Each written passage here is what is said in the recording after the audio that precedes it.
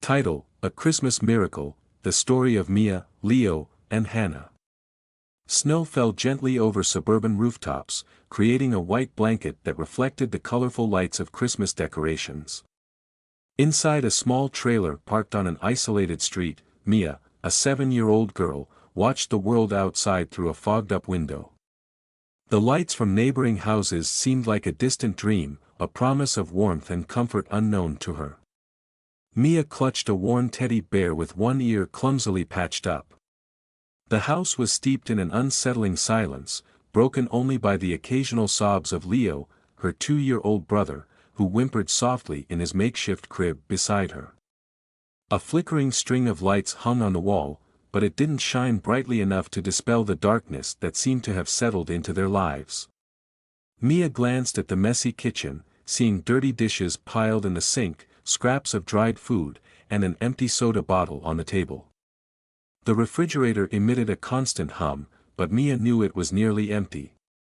The heat from a small electric heater barely kept the freezing night at bay. "Leo," Mia murmured in a choked voice, his tiny hand clutching the edge of the crib. "I'm here," she replied, her voice stronger than she felt, but the truth was that Mia was scared too. The motionless body of her mother, Hannah, on the living room floor had thrown her mind into panic. Hannah hadn't moved for hours, and though Mia had shaken her and called her name, she had gotten no response. Mia knew hunger, she knew cold, but she had never felt such profound loneliness. Trying to remember something Hannah had once told her, Mia went to the landline phone on the wall, her small hands trembling as she dialed the numbers she could barely recall. 911, she murmured to herself, pressing the last button. The voice on the other end was calm and professional. "Emergency, what's your situation?" Mia took a deep breath, her voice coming out low and shaky. "My mommy won't wake up, and Leo is crying." On the other end of the line, the dispatcher, Olivia, straightened in her chair, feeling the weight of the girl's words. "What's your name, sweetheart?" "Mia," she replied, holding back tears. "Mommy said not to bother anyone, but she won't wake up, and it's really cold here." Now fully alert, Olivia motioned for the emergency team to prepare. "Mia, you did the right thing by calling. We're going to help you, okay? I want you to stay on the phone with me. Can you tell me where you are?" Mia looked at a note stuck to the fridge with a rusty magnet. The address scrawled in hurried handwriting was the only information she could provide. Outside, the snow continued to fall. Inside the trailer, a child held onto the phone as if it were her only lifeline to the world. Mia knew something big was about to happen, though she wasn't sure exactly what. Meanwhile, in the small emergency dispatch center, the wheels of rescue were already turning. Mia's cold and lonely night was about to change forever. On the other end of the line, Olivia felt a pang in her chest as she listened to Mia's fragile voice. Despite her experience handling tense situations, something about this call disarmed her. The combination of innocence and desperation in the girl's tone conveyed an urgency she couldn't ignore. "Mia," Olivia said with a gentleness she reserved for the most sensitive emergencies, "you're doing very well. I've already sent people to help you. Can you tell me where Mom is right now? Is she hurt?" "She's on the living room floor," Mia replied hesitantly. "I called her many times, but she doesn't open her eyes. I think she's really sick." Olivia bit her lower lip, careful not to let her concern show. Keeping Mia calm was crucial. "That's okay, sweetheart. Now Leo, he's your little brother, right? Is he near you?" Mia glanced at the makeshift crib where Leo was now only softly hiccuping, exhausted from crying so much. "Yes, he's here, but he's hungry, and I don't know what to give him." Olivia had to fight back a tear threatening to fall. "Mia, you're very brave, you know that. I want you to keep talking to me while help is on the way. Can you tell me a little about your house? Is there anyone else there with you?" Mia shook her head, forgetting that Olivia couldn't see her. "No, Just me, Leo, and Mommy. She said Daddy can't come back anymore because he went to heaven. Olivia took a deep breath, trying to gather her thoughts. There was no doubt that this was a critical situation. She could hear the faint hum of a faulty string of lights in the background, almost amplifying the emptiness in that house. Mia, Olivia began again, are you wearing a coat? Are you warm? Not really. Mia looked at the small heater in the living room, flickering and seeming ready to give out completely. It's really cold here. Olivia knew that every second counted. She glanced at the computer screen in front of her where the approximate location of the call had already appeared. Mia, listen to me carefully. The police and paramedics are on their way.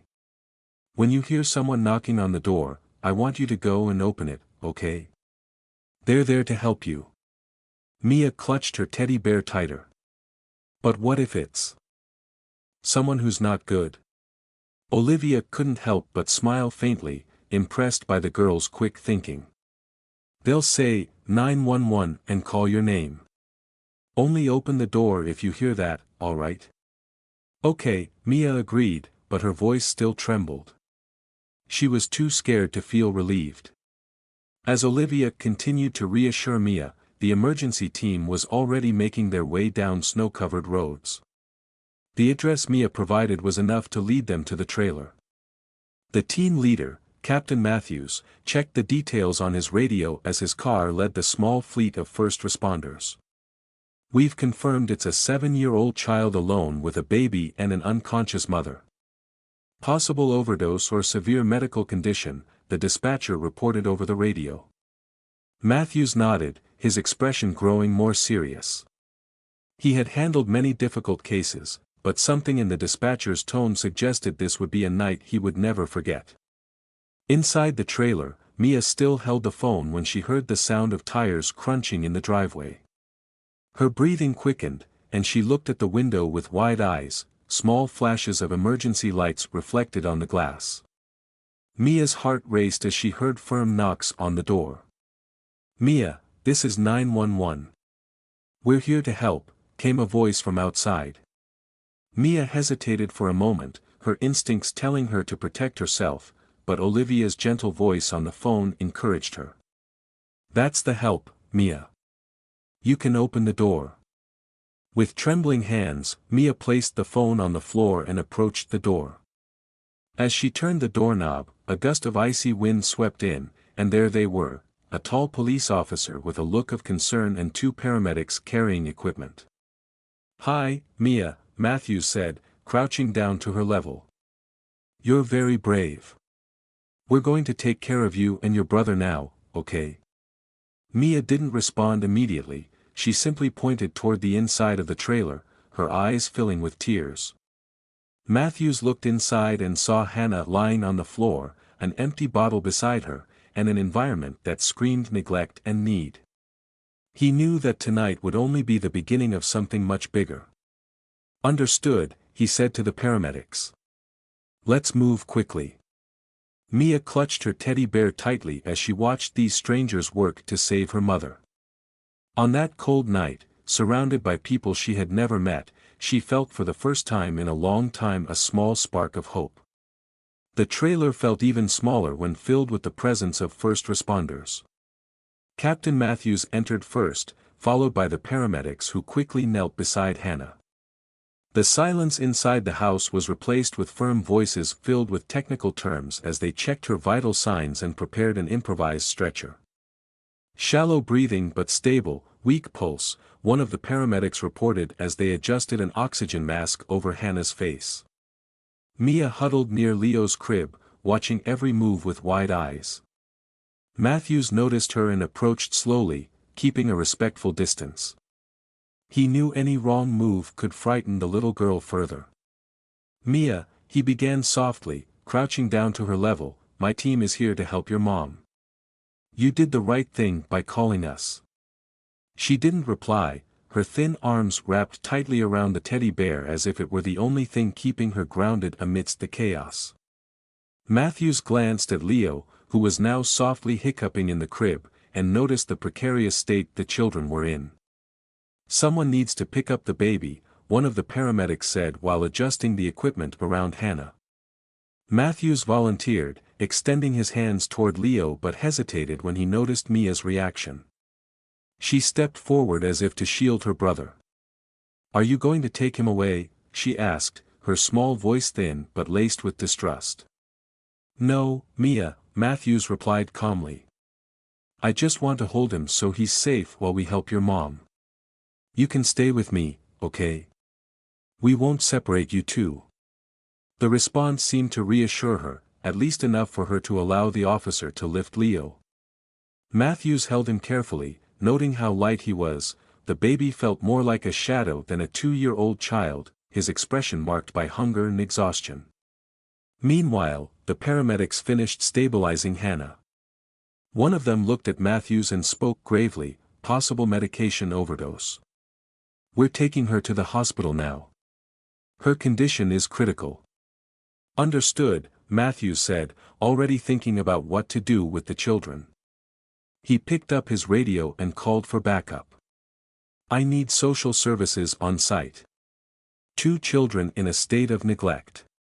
Mia, hearing this, grabbed the hem of Matthews' uniform, her gaze desperate. "Are you going to take us too? Please don't leave Leo alone." The plea caught Matthews off guard. He wasn't used to dealing with such raw emotions in a child so young. He placed a hand on her shoulder, trying to convey reassurance. "Mia, you'll stay together, I promise. But I need to take you somewhere safe while your mom gets treated. Do you trust me?" Mia's eyes filled with tears. I just want her to be okay," she whispered. Matthews nodded, his expression serious. "She's in good hands now, and so are you." As Hannah was carried out on a stretcher, wrapped in blankets to protect her from the cold, Mia stood at the trailer door, watching the red and blue lights of the emergency vehicles reflected on her pale face. Leo was now in the arms of a newly arrived officer, being gently rocked as he cried. Matthews approached again. "Mia, do you have any relatives we can call, someone to take care of you?" She shook her head. "It's just Mommy after Daddy left. There's no one else." Matthews felt a pang in his chest. Situations like this were common in his line of work, but that didn't make them any easier to handle. "That's okay," he said, though he knew nothing about this night was truly okay. "I'll take care of you until we find someone who can help." The snow continued to fall, covering the trailer steps in a white blanket. Mia followed Matthews to the patrol car, hesitating as she looked at the vehicle. She held his hand and asked softly, "Is Mommy going to come back?" Matthews, without a clear answer, crouched again to meet her eye level. "Your mom is getting the best care possible right now, and you know what? She has an amazing daughter who loves her very much. That makes all the difference." Mia blinked a few times, trying to hold back tears as she was placed in the back seat of the patrol car next to Leo. She rested her head against the window, watching the trailer fade into the distance. That place, cold and desolate, had never been a real home, but it was all she had ever known.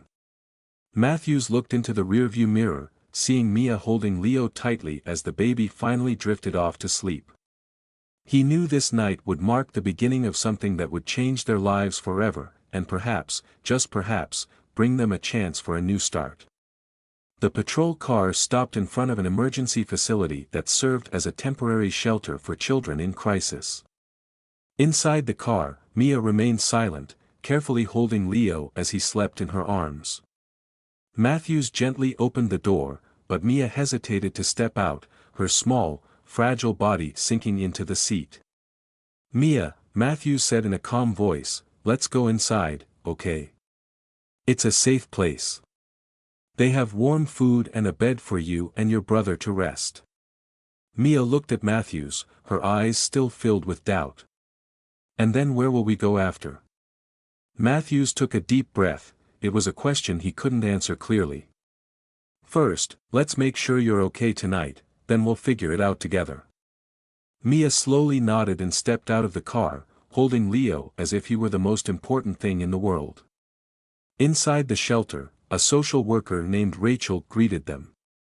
She had a warm smile, but Matthews noticed the familiarity in her expression, the look of someone accustomed to dealing with everyday tragedies. "Mia, my name is Rachel," she said, kneeling to the girl's level. "We're going to take care of you and your brother tonight. There's a warm bed waiting for you. Are you hungry?" Mia nodded, but her hands never let go of Leo. "Can I stay with him? He needs me." "Of course, you can," Rachel assured her. "We'll keep you together." Matthews watched as Rachel guided Mia inside, but something weighed on him. The image of the trailer with its filth, disorder, and oppressive silence stayed in his mind. He knew he needed to return there to fully understand what those children had endured. Shortly after, Matthews returned to the trailer with his partner, Officer Jenkins. Outside, the snow had already covered the tracks left by the emergency team. The place looked even more isolated, a capsule of abandonment in the vast white expanse. "Let's investigate everything," Matthews said as he switched on his flashlight. "I need a full picture of the situation." Upon entering, the smell of mold and spoiled food hit them immediately.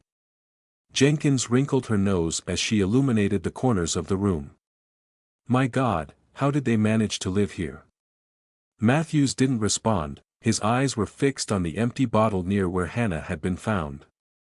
He picked it up carefully, reading the label. "Opioids, overdose," he murmured, confirming his suspicions. The trailer was in complete disarray, piles of overdue bills covered the kitchen table, some bearing warnings of utility shutoffs, and an eviction notice was pinned to the fridge with a rusty magnet. Next to it, a calendar bore only a few scattered notes: interview, payment, and Christmas. Jenkins called Matthews over. "You need to see this." She had found a small photo album hidden under a worn-out mattress. Inside were pictures of happier times, Hannah with a vibrant smile, Mia as a baby in a rocking chair, and a man Matthews assumed was their father. Every photo radiated joy, a stark contrast to their current reality. "This was a family," Jenkins said softly, flipping through the pages. "What happened to them?" Matthews took the album, studying the photos carefully. He knew he needed answers, but also that they wouldn't come all at once. He moved to the room where Mia and Leo had slept, or at least tried to. Leo's bed was piled with old blankets, and the small wardrobe was empty except for a few worn-out clothes and broken toys. The final stop in his investigation was the kitchen. Matthews opened the refrigerator and found exactly what he expected: almost nothing, a piece of moldy bread, an expired bottle of milk, and a single cracked egg. Hannah's struggle to keep her children alive was evident in every detail of the trailer. As they stepped outside, Matthews took one last look at the place. "This isn't a home," he said to Jenkins. "These kids should never have lived like this." Jenkins nodded, her voice heavy with frustration. "But what do we do now? The mother's in the hospital, the kids are in the shelter, and then what?" Matthews shook his head. "We start at the beginning. We figure out who can help, who can give these kids a future that makes sense. And that starts now." That night, as Mia and Leo slept under Rachel's watchful eye at the shelter, Matthews made a silent promise. He wouldn't let these children be forgotten. The road ahead would be difficult, but he was determined to change the course of their story. What Mia didn't know, as she hugged Leo in their improvised bed, was that this was only the first night of a long journey, and for Matthews, it was the beginning of a fight he would never forget. The biting cold still hung over the city as Mia slowly woke up in a soft bed, a stark contrast to the thin mattress in the trailer. Leo remained deeply asleep beside her. Rachel entered the room quietly, carrying a tray with 2 bowls of porridge and a glass of juice. "Good morning, Mia," Rachel said with a warm smile. "I brought something for you to eat." Mia looked at Rachel with suspicion, as if any kindness was a currency she would have to repay. "Can I save some for Leo? He's always hungry," she asked, holding the bowl carefully. "Of course," Rachel replied, sitting down beside the bed. "But he'll get more when he wakes up. Here, you don't have to ration anything." Mia seemed relieved, though her hesitation lingered as she ate slowly. Rachel tried to strike up a conversation. "Do you like stories, Mia? Because I have books in the living room that you and Leo might enjoy." Mia shrugged. "Mom used to tell stories, but it's been a long time." Rachel didn't press further, she knew Mia's trust would take time to earn. "That's okay. When you're ready, let me know. I'd love to hear what you like to do." Meanwhile, Captain Matthews was at the hospital checking on Hannah's condition. Upon arrival, he found the woman connected to several monitors, still unconscious. The doctors had confirmed an opioid overdose, but it was evident that her body had been weakened by much more than that: malnutrition, anemia, and mental exhaustion. "What's the prognosis?" Matthews asked the doctor, making notes at the bedside. "She'll survive," the doctor replied, "but she'll need a long period of rehabilitation, both physical and emotional. It seems she's been caught in a cycle of dependency for months, maybe longer." Matthews sighed as he looked at Hannah, seeing not just a mother in collapse but a woman who, at some point, had fought desperately for her children.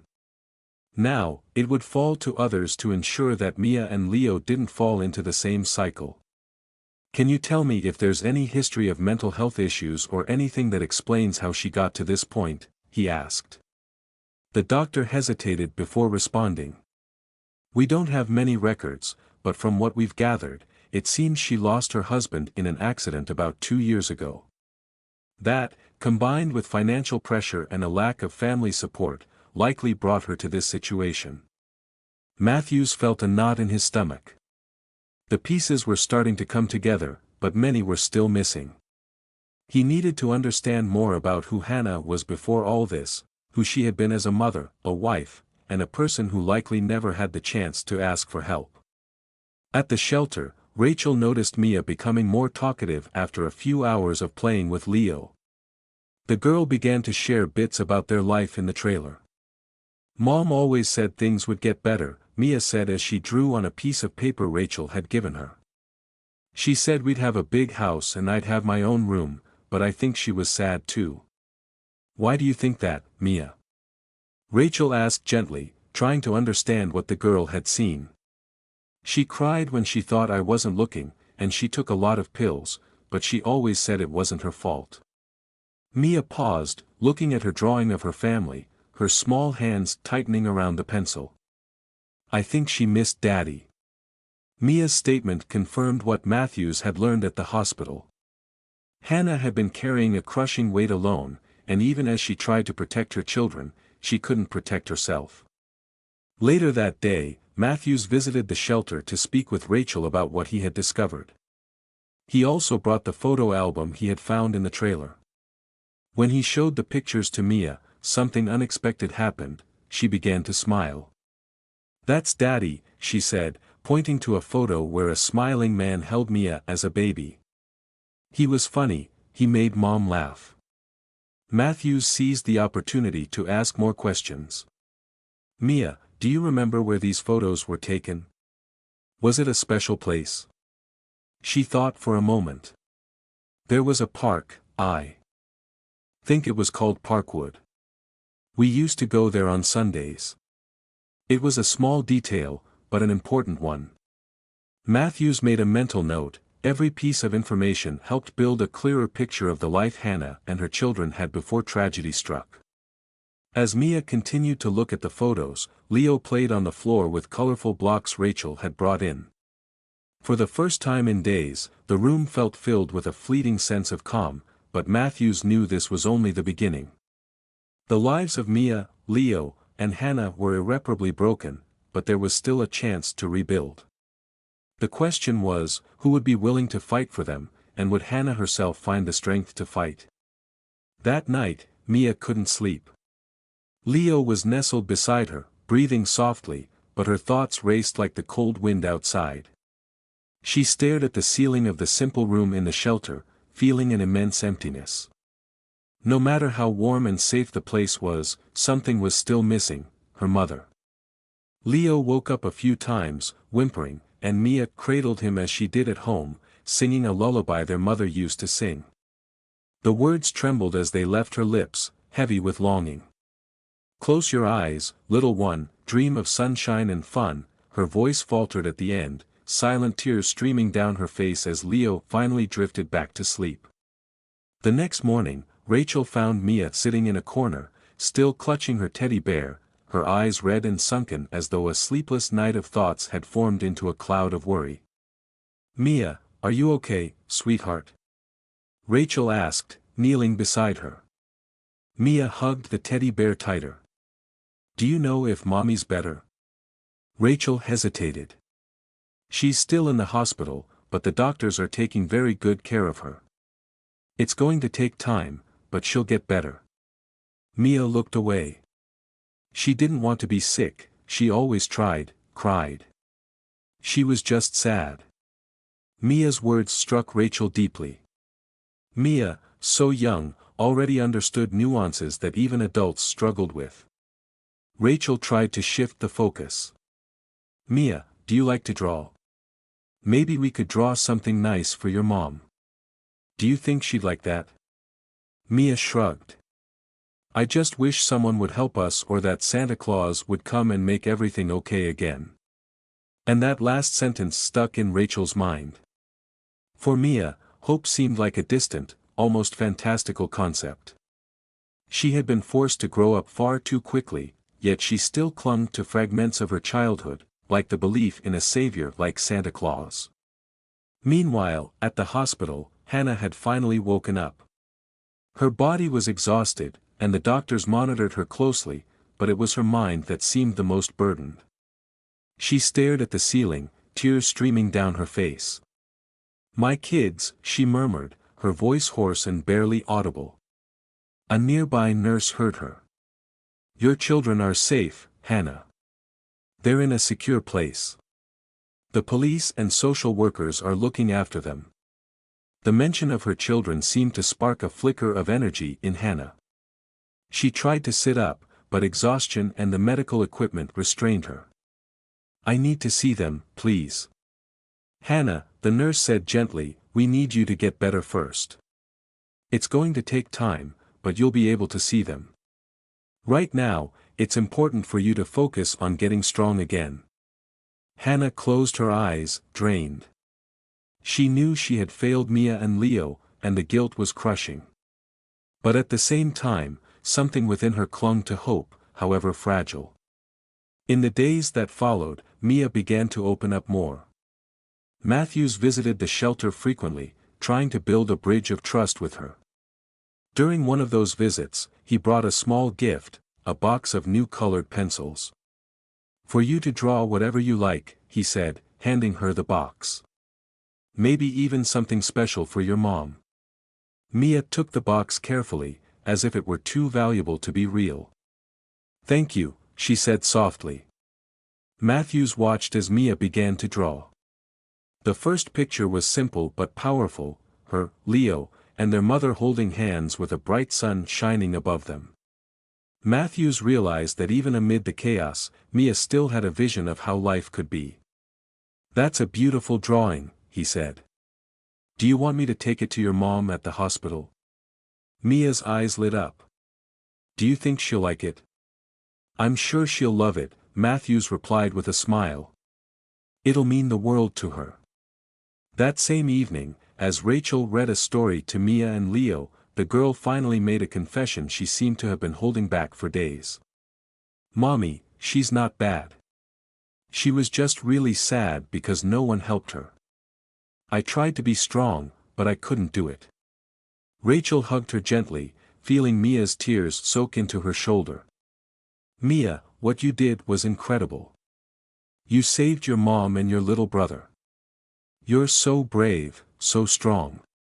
But I don't know if she'll come back to us," Mia said, her voice breaking.